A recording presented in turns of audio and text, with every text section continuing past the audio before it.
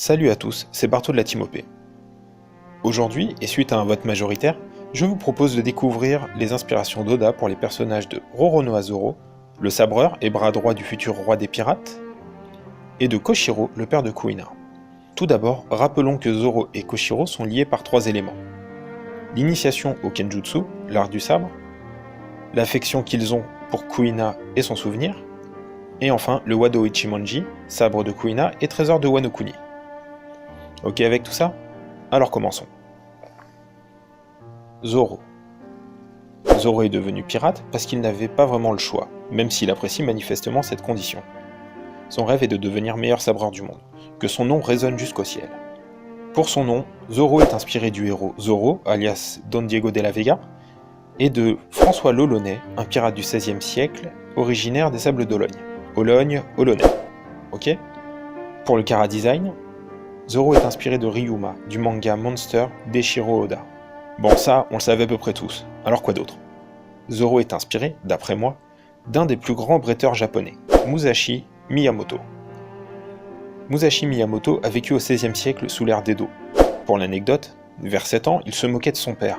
Et là, le daron en a eu ras-le-bol et il lui a acheté un couteau à la tête que Musashi a esquivé tranquille. Du coup, le gamin a renchéri ses insultes et le père l'a foutu à la porte, l'envoyant dans un temple chez l'oncle du gamin. C'est là que Musashi a appris le maniement du sabre. Alors vous allez penser, ouais, facile de comparer Zoro à un des plus grands. Maintenant, donne des preuves, sinon t'es qu'un fanboy. Et vous auriez raison. Donc voilà. Musashi et Zoro sont tous les deux bouddhistes.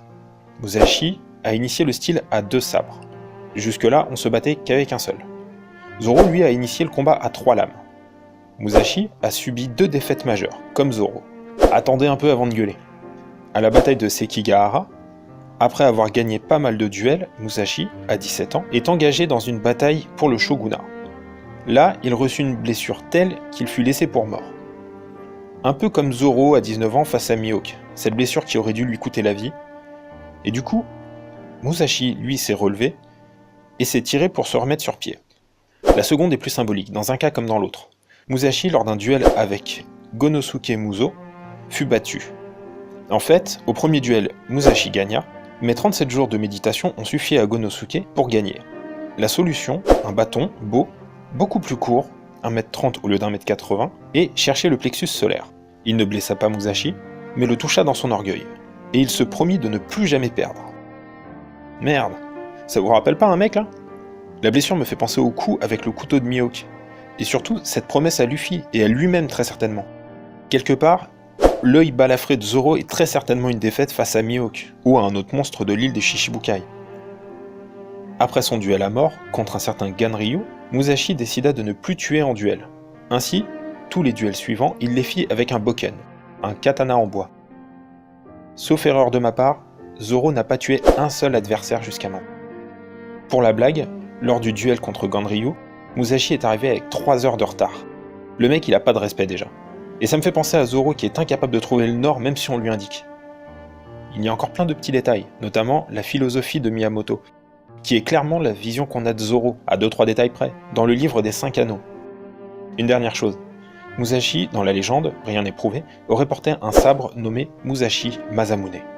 Gardez ça dans un coin. Koshiro.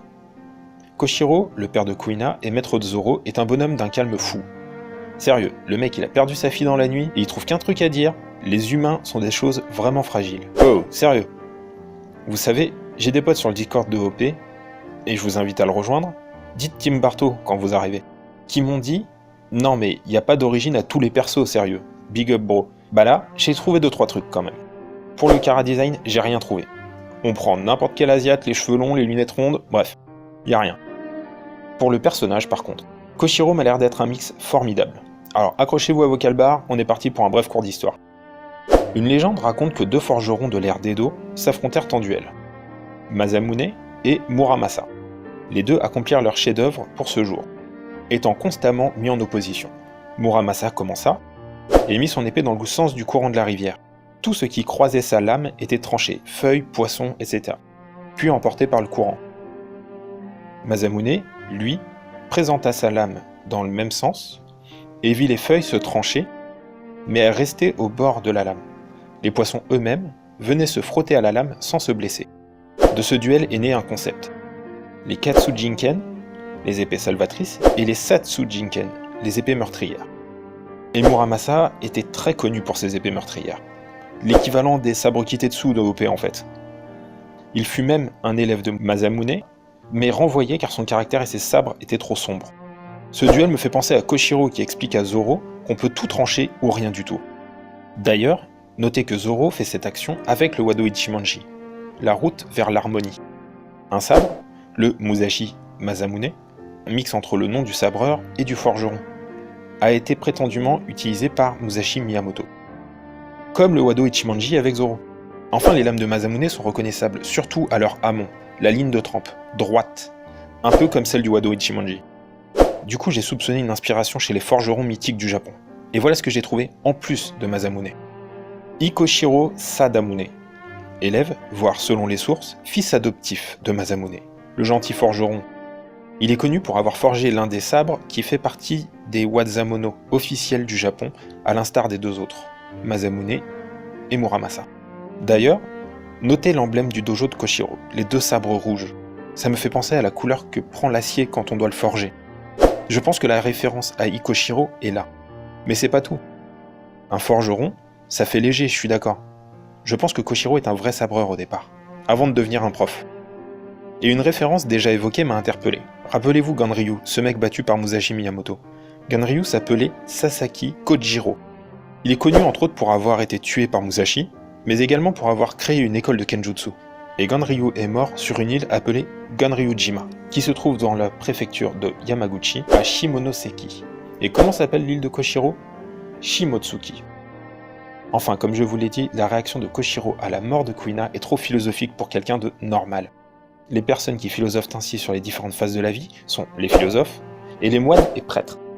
La dernière inspi qui viendrait compléter le tableau de Koshiro semble être Kotetsu Nagazone. Je m'explique. Kotetsu était un forgeron de renom, tantôt armurier, tantôt forgeron de katana. Il a été élève de Masamune, le gentil forgeron, et après avoir raté un duel, Kotetsu prit honte et tomba dans la dépression. Il descendit si bas qu'il vendit sa fille comme prostituée. Ouais, c'est une grosse déprime, on est d'accord. Lorsqu'il se reprit, il vendit l'un de ses travaux à un samouraï et racheta sa fille qu'il maria à son fils adoptif. Après quoi, il prit la décision de passer le restant de sa vie en tant que moine. Du coup, si on résume, la philosophie de Koshiro, Masamune et Ikoshiro Sadamune, deux forgerons. La perte de sa fille, Kotetsu Nagazone, un forgeron encore. Et l'expertise de sabre, Ganryu, alias Sasaki Ikojiro, sabreur et prof de Kenjutsu. Donc ma supposition, c'est que le Wado Ichimonji est un Katsujinken, de par son nom, la route vers l'harmonie, et qu'il était en possession de Koshiro car il en était l'héritier. Je ne pense pas que Koshiro était un fils de noble, mais un fils ou un apprenti forgeron, chez l'équivalent du Masamune dans OP.